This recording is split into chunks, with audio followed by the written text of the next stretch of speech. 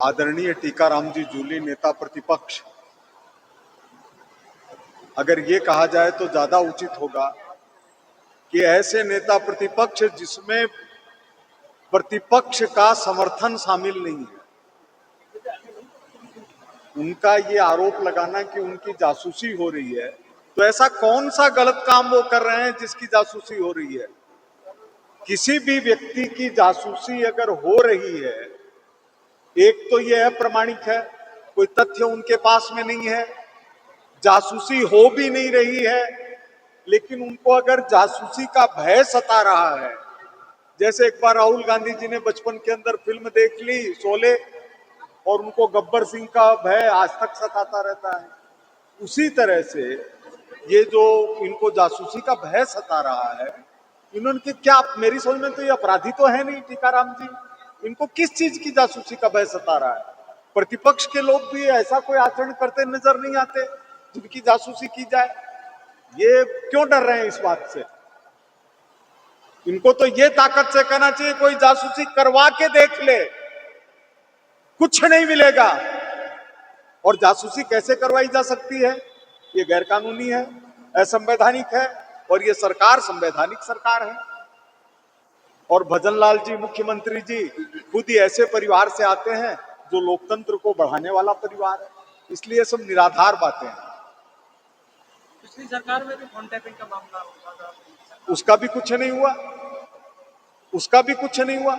लेकिन कांग्रेस की सरकार के अंदर एक बार एक मुख्यमंत्री दूसरे राज्य के फोन टेपिंग के आरोप में इस्तीफा दे चुके हैं। तो अगर कोई फोन टेपिंग करवाता है तो वो कांग्रेस करवाती होगी। ये तो पहली सरकार है नरेंद्र मोदी जी के नेतृत्व में जिसमें किसी भी सरकार के खिलाफ उसको बर्खास्त करने की कार्रवाई नहीं हुई।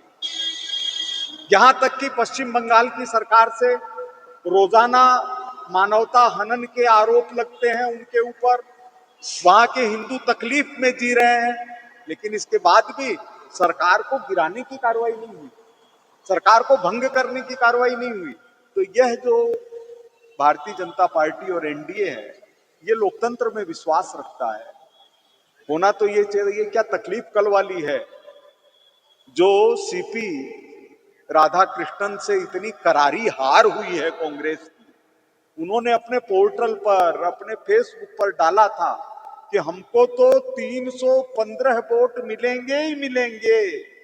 तो जो भीतरघात हुई है, जिन्होंने कांग्रेस को और विपक्ष को धोखा दिया है, दर्द वह है, और उसको करने के लिए यहां पर हंगामा कर रहे हैं। कल धर्म परिवर्तन का बिल आया और सबको टोपी पहना दी। क्या है ये?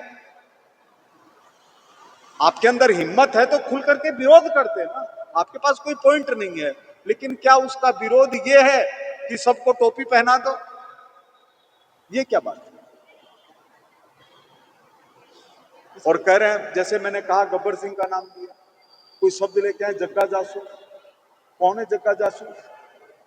कोई फिल्म आई होगी या तो इनके क्या, जैसे बचपन में मैंने कहा कि राहुल गांधी को शोले दिख गई तो गब्बर सिंह वो बेल्ट लेके घूमता हुआ, कितने थे कालिया, तो वो डर लगता है। उसी तरह से कोई किसी ने जग्गा जासूस देख ली होगी, उसमें ये लगता होगा कि किसी को पकड़ लिया तो इनको जग्गा जासूस ध्यान आ गया, और कोई आता तो और किसी की बात करने लग जाते, रंगा बिल्ला की बात कर सकते हैं। तो ये बात है, ये निराधार आरोप है। नेपाल में बड़ा देखिए, नेपाल का आंतरिक विषय है, लेकिन वहां इतनी बड़ी संख्या के अंदर भारतीय हैं, उनके लिए जरूर मन के अंदर चिंता का विषय है। हमारे राजस्थान के कई लाख लोग नेपाल में, बीरगंज के अंदर, विराटनगर के अंदर, काठमांडू के अंदर, मतलब रक्सौल से आगे उधर बढ़ते हैं और इधर भैरहवा से और गौड़ बाजार से आगे बढ़ते हैं, तो राजस्थानी बड़ी संख्या में, तो उनके लिए थोड़ा चिंता का विषय है। और भारत सरकार ने गाइडलाइंस जारी किए हैं, भारत सरकार निगाह रख रही है। भारत सरकार अभी तक अपने नागरिकों को बचाने में, वापस लाने के अंदर दुनिया की सबसे सक्षम सरकार है। लोग भारत से मदद मांगते हैं कि आप हमारे लोगों को निकालने में मदद करिए। अभी नेपाल में निकालने वाली स्थिति नहीं है, लेकिन भारत सरकार आदरणीय नरेंद्र मोदी जी के नेतृत्व के अंदर हमारे अपने भारतीयों के और नेपाल में रह रहे प्रवासी राजस्थानियों की रक्षा करने के लिए पूरी तरह से सक्षम। आपकी सरकार में कॉन्टेक्ट में राजस्थान सरकार, राजस्थान के निश्चित होगी, लेकिन अपने आप इधर से जाएंगे ना, अपने शेखावाटी का जो पूरा क्षेत्र है, झुंझुनू के, सीकर के, चूरू के, ये लोग नेपाल के अंदर भरे पड़े हैं। वहाँ के पूरे व्यापार के अंदर राजस्थानियों का बहुत बड़ा योगदान है, इसलिए थोड़ी चिंता होती है, क्योंकि वहाँ तो भुखमरी फैली हुई है, लोग लूट रहे हैं, तो हमारे लोगों को कोई दिक्कत नहीं आए, इसके लिए सरकार सावधान है। धन्यवाद साहब, बहुत कृपा है आपकी।